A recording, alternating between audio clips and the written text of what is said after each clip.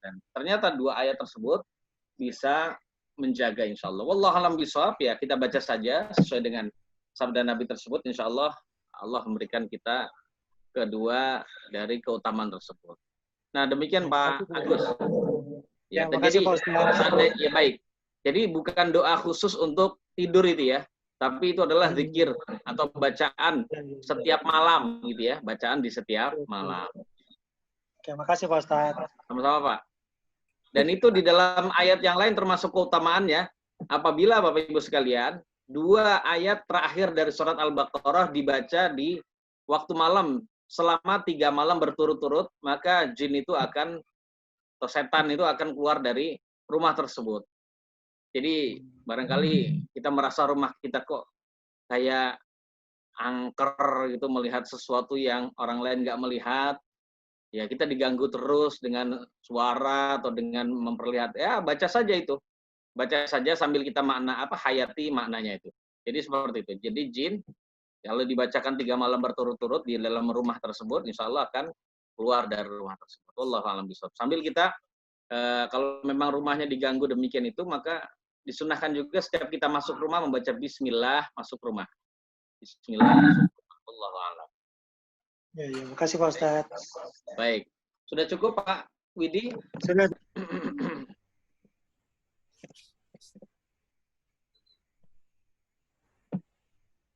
Assalamualaikum warahmatullahi wabarakatuh. Alhamdulillahirabbil alamin. Wassalatu wassalamu ala asyrafil anbiya'i wal mursalin nabiyina Muhammadin wa ala alihi wa ashabihi ajma'in, amma ba'd. Jadi kita sudah bahas tadi makna alhamdulillah, itu ternyata kandungannya begitu agung ya Bapak Ibu sekalian, dan juga keutamaannya begitu besar. Nggak main-main ucapan alhamdulillah itu saja. Dan tentu saja dalam riwayat yang lain ucapan alhamdulillah itu adalah suatu sedekah. Walhamdulillah wa kullu tahmidatin sedekah, kata Nabi. Setiap ucapan tahmid, ya maksudnya alhamdulillah itu adalah sedekah.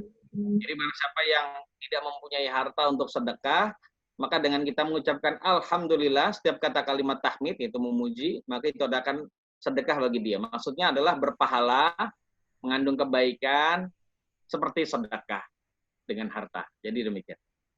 Kemudian Rabbil Alamin, segala puji hanya milik Allah, hanya diperuntukkan bagi Allah Subhanahu wa taala, Rabbul Alamin. Apa makna Rabbul Alamin Bapak Ibu sekalian? Ini adalah sifat Allah juga. Ya, Rabb itu maknanya Bapak Ibu sekalian, kata para ulama, Ar-Rabb itu maknanya adalah Al-Khaliqu, Al-Mudabbiru, Ar-Raziqu, Al-Muslihu, Al-Jabiru, Al-Maliku. Jadi makna Khaliq itu, Rabb itu maknanya banyak Pak. Makanya kalau Rabb itu dimaknai atau diterjemahkan, kalau kita melihat Quran terjemahan, Tuhannya seluruh alam, itu makna yang kurang sebenarnya. Makna yang kurang. Karena makna Rabb itu maknanya adalah pertama Al-Khaliqu, yang menciptakan. Jadi Rabb itu maknanya yang menciptakan. Nah, kemudian Al-Mudabbiru, yang mengatur. Al-Muslihu, yang memperbaiki. Ar-Raziqu, yang memberi rezeki, Pak. Ya. An-Nafi'u wad-Darru, yang memberi manfaat dan juga memberikan madarat. Ya, seperti itu. Itu makna Ar-Rabb. Jadi makna Rabb. Dan Rabb itu adalah salah satu nama dari nama-nama Allah Subhanahu wa taala. Ya, ini adalah termasuk nama ya Rabbi, maksud berarti saat itu kita memanggil Allah dengan namanya Rabb gitu ya, seperti itu. Kemudian al-alamin, apa artinya al-alamin? Al-alamin bahasa kita adalah seluruh alam. Apa makna seluruh alam ini Bapak Ibu sekalian? Menurut pendapat yang kuat, makna seluruh alam adalah kullu maujudin siwallah. Jadi kullu maujudin siwallah, segala sesuatu yang ada selain Allah. Itu adalah al-alamin. Malaikat gitu ya. Kemudian arsy, langit dan bumi, surga dan neraka, yang ada, yang telah ada dan yang akan ada. Itu semuanya adalah al-alamin Bapak Ibu sekalian, manusia, jin dan sebagainya, itu adalah al-alamin. Jadi intinya adalah Allah yang menciptakan, yang mengatur, yang menguasai, yang memberi rezeki seluruh alam semesta jagat raya. Jadi seperti itu Bapak Ibu sekalian. Itu makna kandungan dari Rabbul Alamin. Maka kalau kita membaca Al-Fatihah, Alhamdulillahi Rabbil Alamin. Jadi kita bayangkan saat itu kita sedang menyanjung nama Allah. Kita memuji Allah Subhanahu wa taala Bapak Ibu. Karena kalau kita lagi sholat, kita membaca kata Nabi nih ya, bukan kata saya ya. Jadi Nabi SAW bersabda, "Idza qala alhamdulillahirabbil alamin, qala Allah hamidani abdi." Ketika hambaku dalam salat berkata alhamdulillahirabbil alamin, maka Allah Subhanahu wa taala berfirman, Pak, langsung merespon kita. Hamidani abdi. Hamidani abdi artinya hambaku telah memujiku. Gitu, Pak. Jadi seperti itu. Makanya perlu kita hayati, Pak. Alhamdulillahirabbil alamin. Ya, saat itu Allah sambil kita hayati juga Allah saat itu sedang merespon kita, hamidani abdi, hambaku telah memujiku. Kemudian Bapak Ibu sekalian yang dirahmati Allah Subhanahu wa taala, ayat berikutnya Ar-Rahmanir Rahim. Ar-Rahmanir Rahim, keterangannya sama seperti sebelumnya, Pak ya. Jadi tafsirnya sama seperti tafsir dari Bismillahirrahmanirrahim. Jadi dua kalimat ini adalah dua nama Allah yang berasal dari rahmat. Maknanya sama-sama Ar-Rahman, maknanya adalah yang penyayang. Kemudian Ar-Rahim, yang penyayang juga atau pengasih. Yang memiliki rahmat. Ya, maknanya yang memiliki rahmat gitu ya.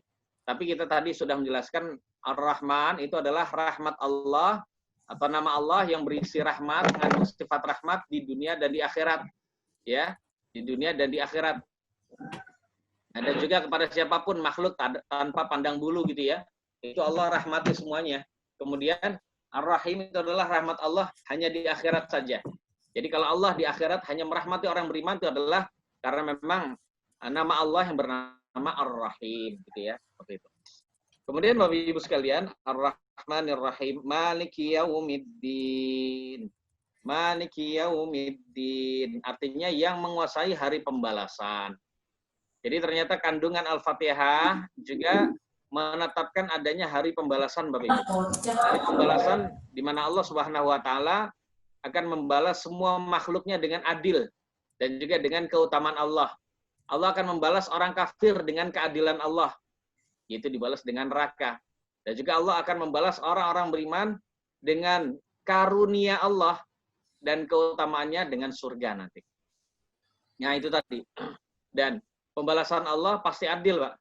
Ya, pembalasan Allah pasti adil. Tidak ada yang tidak adil dalam pembalasan Allah. Dan adilnya Allah itu tentu saja berbeda dengan adilnya makhluk. Adilnya menurut kita, Pak. Ya, adilnya menurut kita, Bapak Ibu sekalian. Adilnya menurut kita ya, menurut akal kita mungkin. Orang yang berlaku kafir selama 100 tahun misalnya, maka dia disiksa selama 100 tahun saja, nggak selamanya. Tapi bagi Allah tidak demikian, Bapak Ibu sekalian. Kalau orang mati dalam keadaan kafir, tidak beriman pada Allah, dia 100 tahun kufur pada Allah Subhanahu wa taala, tidak beriman, maka nerakanya selama-lamanya, bukan hanya 100 tahun saja.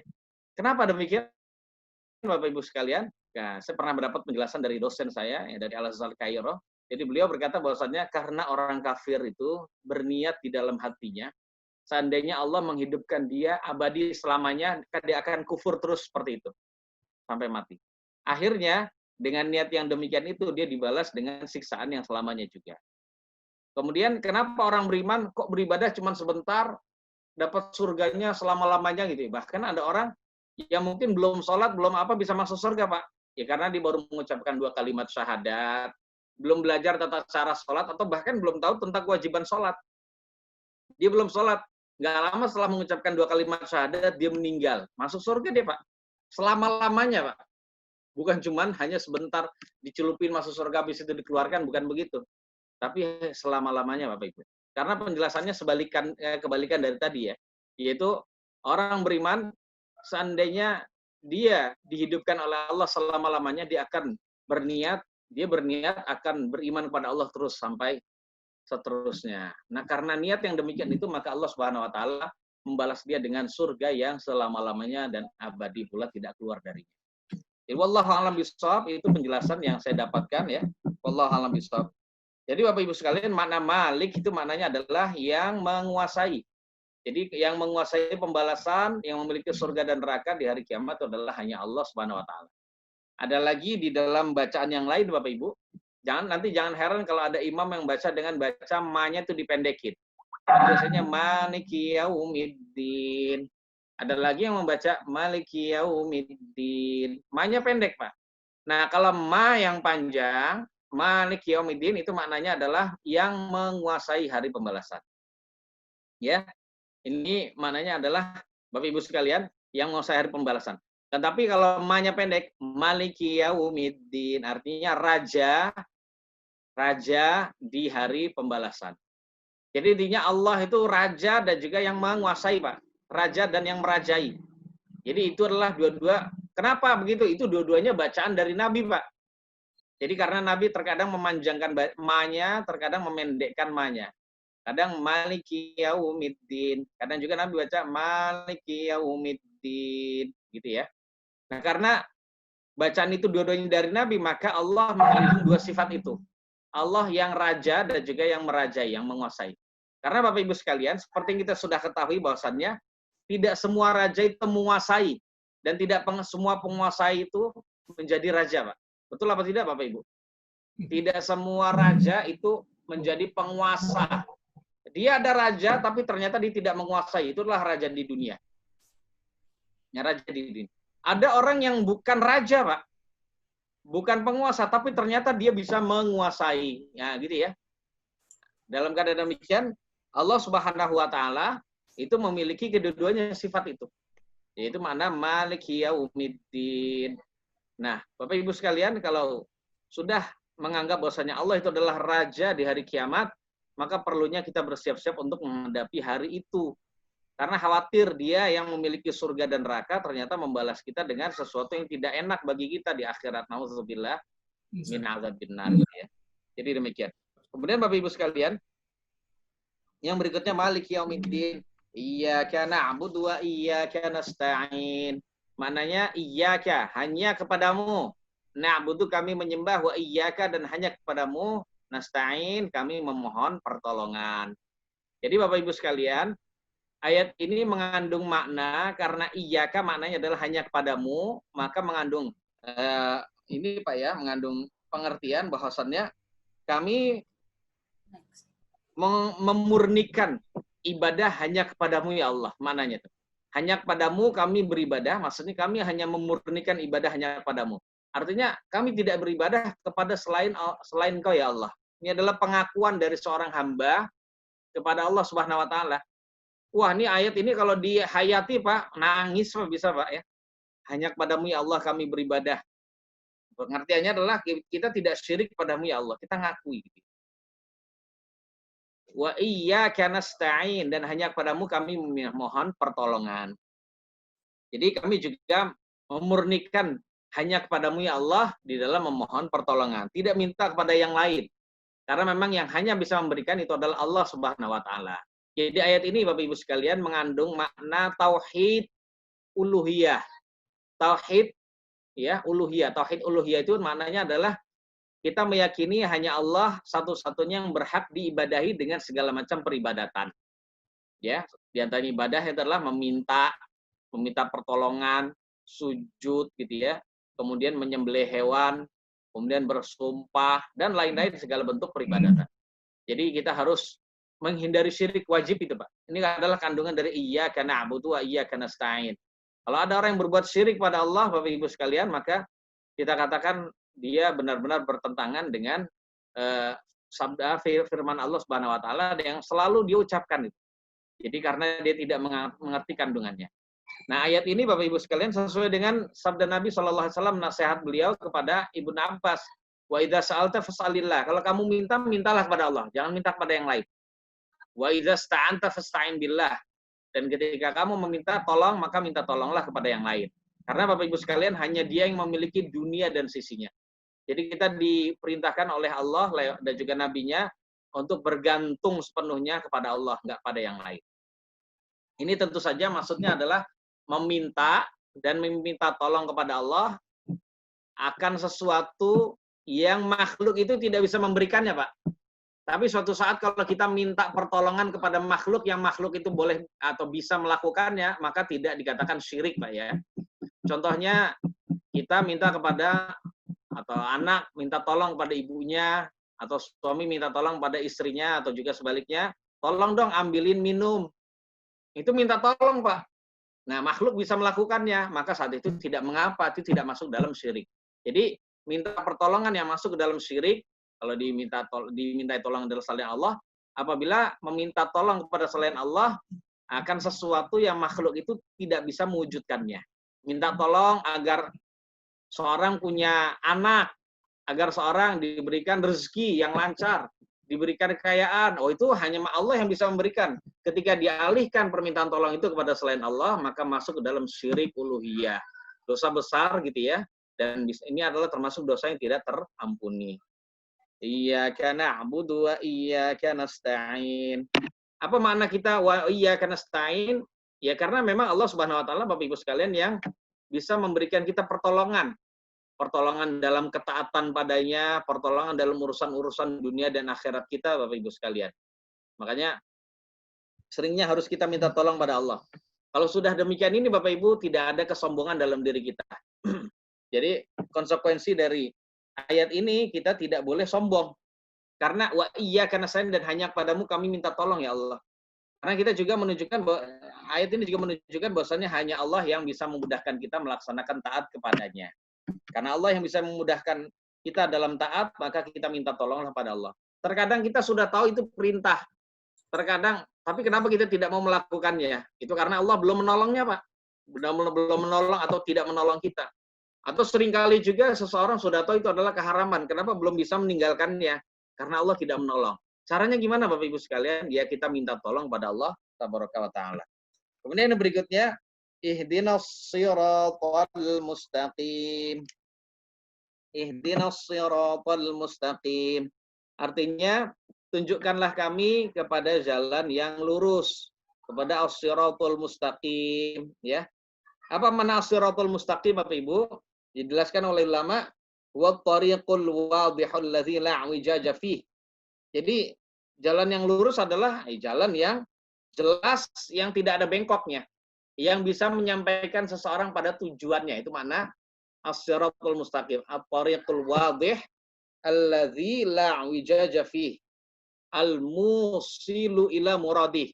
Jadi jalan yang jelas yang nggak bengkok sama sekali, yang bisa menyampaikan pada tujuan. Nah, kita minta Bapak Ibu sekalian ya, ditunjukkan oleh Allah kepada jalan yang bisa menyampaikan kita pada tujuan. Tujuan kita apa sih Bapak Ibu sekalian? Di dunia mendapatkan hidayah, benaran. Ini adalah sekali saja kita hidup di dunia Bapak Ibu. Ya. Kalau kita di dunia ini udah salah, maka kita tidak akan bisa kembali lagi ke dunia ini karena dunia sudah tidak ada. Kemudian di akhirat, jalan yang lurus itu adalah surga maksudnya Bapak Ibu ya. Semoga Allah memberikan kita surganya dan menyelamatkan kita dari nerakanya. Amin. Jadi Bapak Ibu sekalian yang dirahmati oleh Allah Subhanahu wa taala, ihdinas siratal mustaqim. Ini adalah kalimat yang memang seharusnya kita hayati Bapak Ibu. Kita hayati. Makna tunjukkanlah kami kepada jalan yang lurus, ya, tunjukkanlah kami kepada jalan yang lurus. Apa maknanya Bapak Ibu sekalian? Berarti saat itu apakah kita ini maknanya Bapak Ibu sekalian, alhimna dinakal haq. Ya, maknanya adalah ada yang mengartikan berilah kami ilham kepada pada agamamu yang benar. Ya. Berilah. Nah, jadi Bapak Ibu sekalian, walaupun kita sekarang ada yang mengartikan juga ini adalah dinul Islam maknanya ya. Seperti itu. Jadi Bapak Ibu sekalian yang dirahmati oleh Allah Subhanahu wa taala, pokoknya kebenaran yang ditetapi oleh seseorang dengan adanya dia mau mengikuti Islam atau Al-Qur'an atau Nabi dan juga mengikuti kebenaran, maka itu adalah disebut as-siratul mustaqim. Ya. Konsekuensinya juga kalau kita sudah minta begini ya ngaji Bapak Ibu. Bagaimana kita bisa mengikuti Al-Qur'an kalau kita sendiri tidak mengerti kandungan dari Al-Qur'an itu sendiri. Baca terjemahan saja tidak mau gitu ya. Kemudian mengenal tentang Nabi dan juga sunnah-sunnahnya saja tidak bisa. Maka ini harus juga ada usaha dari kita untuk bisa seperti itu. Untuk bisa mengenal Al-Quran, Nabi, dan juga agamanya itu ya. Agar kita benar-benar bisa sesuai dengan doa kita. Ihdinas siratal mustaqim. Kemudian Bapak Ibu sekalian, apa faedahnya ketika seseorang sudah berada di atas kebenaran? Kok diperintahkan untuk berdoa terus ihdinas siratal mustaqim? Apa faedahnya Bapak Ibu? Faedahnya karena termasuk kandungan dari ihdinas siratal mustaqim Bapak Ibu sekalian adalah ya kita juga minta ketetapan hidayah dan juga penambahan hidayah ya, itu tadi. Jadi berilah kami petunjuk pada jalanmu yang lurus ya Allah. Maknanya adalah bisa juga bermakna tetapkanlah kami dan juga tambahlah kami hidayahmu di jalan yang lurus. Itu maknanya demikian, Pak. Jadi sekali lagi Kita, ya sebab yang mengucapkan ini adalah orang Islam. Kenapa orang Islam yang sudah di jalan yang lurus kok disuruh untuk demikian? Maknanya adalah seperti yang tadi kami sebutkan. Jadi maknanya adalah itu tadi ya, agar kita ditetapkan dan juga ditambah hidayah di dalam jalan yang lurus itu tadi. Ditambah. Sekali lagi konsekuensinya adalah harus membuat kita untuk banyak ngaji. Bapak Ibu sekalian, jalan yang lurus itu sangat penting. Rasulullah SAW pernah menggambarkan kehidupan kita di dunia, Bapak Ibu. Dan juga pernah menggambarkan jalan yang lurus itu. Ini sabda Nabi SAW, ya, saya terjemahkan dalam hadis yang diriwayatkan oleh Imam At-Tirmidzi. Mohon disimak ya, Bapak Ibu ya. Daraballahu mathalan siratan mustaqimah. Jadi Allah pernah membuat perumpamaan, telah menjadikan gambaran berupa jalan yang lurus, Pak. Ingat, jalan yang lurus ya. Wa ala jambayis sirati suran. Jadi kita ibaratkan, Pak, Allah mengibaratkan atau membuat perumpamaan jalan yang lurus. Di samping kanan dan kiri dari jalan lurus tersebut itu ada 2 pagar, Pak. Sambil dibayangkan, Pak, kita jalan, samping kanan kiri ada pagar. Ya. Kemudian kata Nabi alaihi salatu wasallam, fihima abwabun muftahah. Jadi ada pagar dan pada 2 pagar tersebut, pagar yang ada di kanan kiri itu ada pintu-pintu yang terbuka, Pak. Bisa dibayangkan? Pagar samping kanan kiri itu ada pintu yang terbuka. Bisa dibayangkan, Pak ya? Kemudian dan di atas pintu, Bapak Ibu, di atas pintu tersebut atau pada pintu tersebut atau pada pintu itu ya, pintu yang terbuka itu ternyata ada hordeng dan juga tirai yang dijulurkan sehingga tertutup, Pak. Jadi pagar kanan kiri, pagarnya terbuat dari ini ya, tembok gitu ya. Itu ada pintunya, pintu terbuka dan ternyata walaupun terbuka tapi ada tirai yang menutupi, Pak, yang terjulur gitu ya. Kemudian di atas jalan tersebut, di atas wa'ala babis sirati da'in. Maksudnya di ujung jalan, Bapak Ibu, di ujung jalan itu terdapat orang yang menyeru dengan berkata ayyuhan nas udkhulus sirat jami'an wala tafarraqu. Di ujung jalan itu terdapat seorang yang menyeru. Terdapat seorang yang menyuruh, wahai manusia, masuklah ke jalan yang lurus. Masuklah kalian semua ke jalan yang lurus, jangan berpecah belah. Jangan berpecah belah. Ya, seperti itu. Wada'in yada'u min fawqis sirat. Dan ternyata Bapak Ibu sekalian di atas, jadi di depan itu ada penyeru, di atas itu juga ada penyeru yang menyeru manusia untuk tetap terus di jalan yang lurus.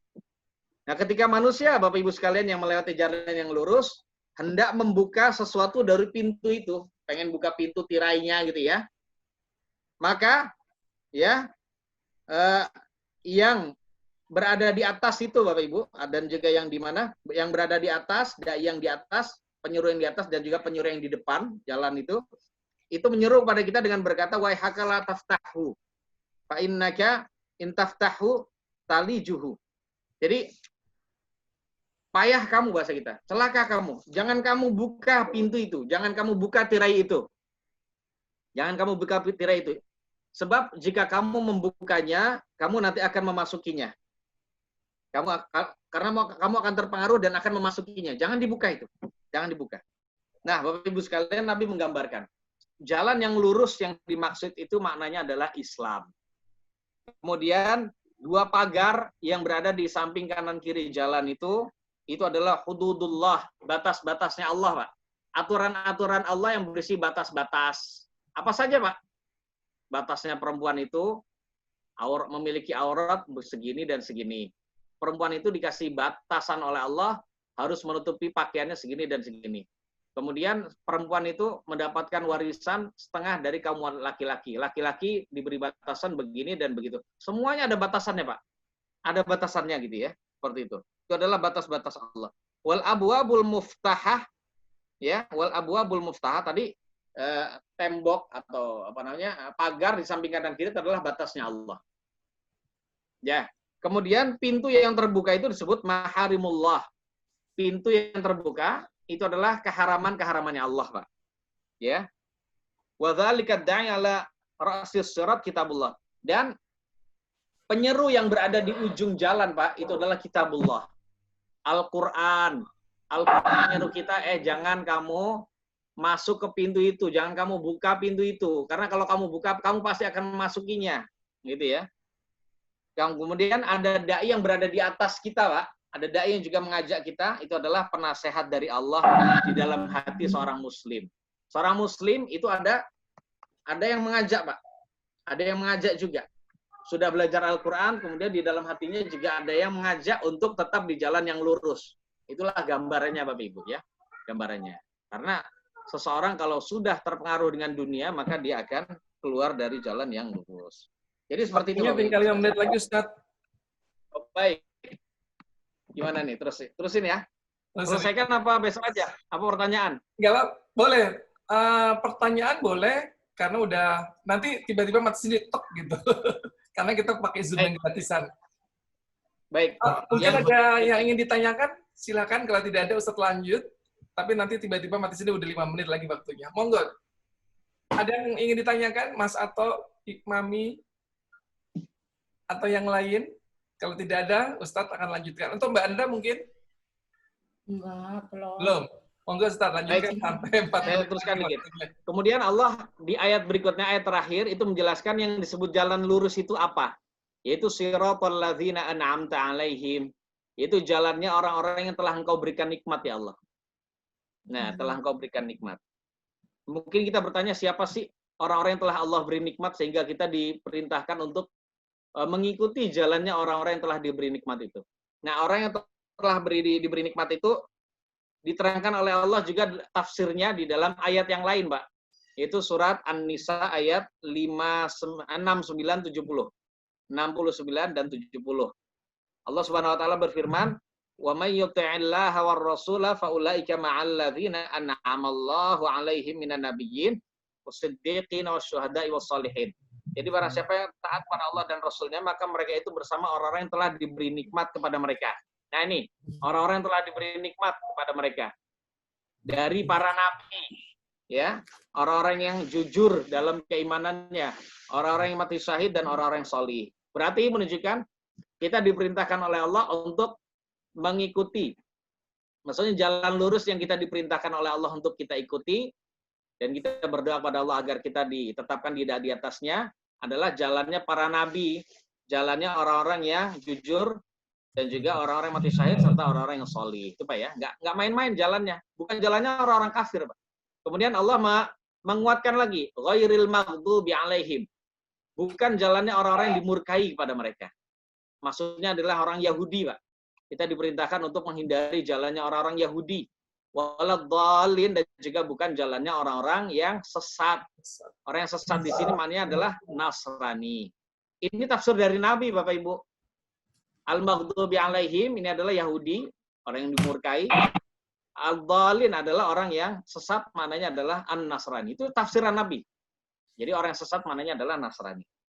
Mungkin ada yang bertanya, kenapa orang Yahudi disebut maghdubi alaihim, sedangkan orang Nasrani disebut itu. Jadi dijelaskan begini Bapak Ibu sekalian, bahwasanya sebenarnya Yahudi dan Nasrani itu adalah dimurkai dan sesat. Cuman Yahudi disebut khusus al-maghdubi alaihim karena mereka sudah tahu kebenaran.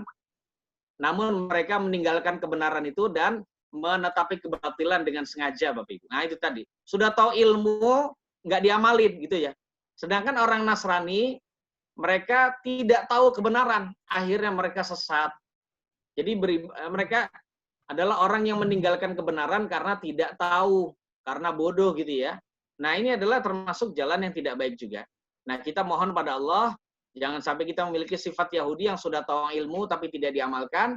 Dan juga kita berlindung pada Allah, jangan sampai kita seperti orang Nasrani yang sesatnya karena tidak ngerti ilmu. Ya, Bapak Ibu sekalian, orang termasuk salah satu sebab kesesatan itu adalah tidak ngerti ilmu. Maka kalau orang, ya, seorang Muslim yang tidak memiliki ilmu, malas menuntut ilmu, kemudian dia banyak ya tersesat dari jalan yang lurus, berarti dia ketempelan sifat Nasrani. Walaupun kita tidak katakan dia kafir, tidak Pak ya, nggak boleh langsung dikafirkan, tapi dia ketempelan sifat orang-orang Nasrani. Maka kita berkata amin gitu ya. Bapak Ibu sekalian, setiap surat Al-Fatihah itu ayat-ayatnya itu direspon oleh Allah loh ya. Makanya kita harus menghayatinya itu tadi. Wallahu a'lam bishawab. Barangkali ada yang mau ditanyakan 1 menit lagi. Iya, 1 menit. Ada yang ingin ditanyakan?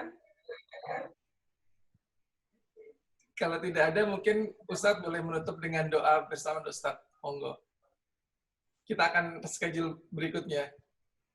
Baik-baik ya. Semoga yang dengan demikian ini Bapak Ibu sekalian, ini membuat kita benar-benar bisa mengerti kandungan dari Al-Fatihah. Jadi Al-Fatihah itu tidak kita fahami dengan garing gitu saja ya. Karena itu penting Bapak Ibu. Jadi sekali lagi konsekuensi kita menghindari jalan Yahudi dan Nasrani, ya kita harus hindari kesesatan mereka. Termasuk yang mungkin banyak umat Islam itu melakukannya adalah seperti mereka ketika tahun baru gitu ya. Ketika tahun baru Masehi itu ikut-ikutan merayakan acara tahun baru. Nah, padahal itu adalah budaya dari orang-orang Nasrani khususnya. Dia setiap hari berlindung pada Allah dari kelakuan orang-orang Nasrani, tapi dia sendiri melakukannya. Jadi seperti itu Bapak Ibu sekalian yang dirahmati oleh Allah Subhanahu Wa Taala. Ya semoga Allah memberikan kita hidayahnya, taufiknya untuk melaksanakan segala sesuatu yang Allah ridhoi dan menghindarkan kita dari segala sesuatu yang Allah murkai dan benci. Dan semoga Allah memberikan kita juga kemudahan untuk bisa melaksanakan ketaatan kepadanya. Dan mudah-mudahan Allah Subhanahu Wa Taala dengan majelis kita yang mulia ini, walaupun majelis online, Allah juga segera mengangkat dan juga menolak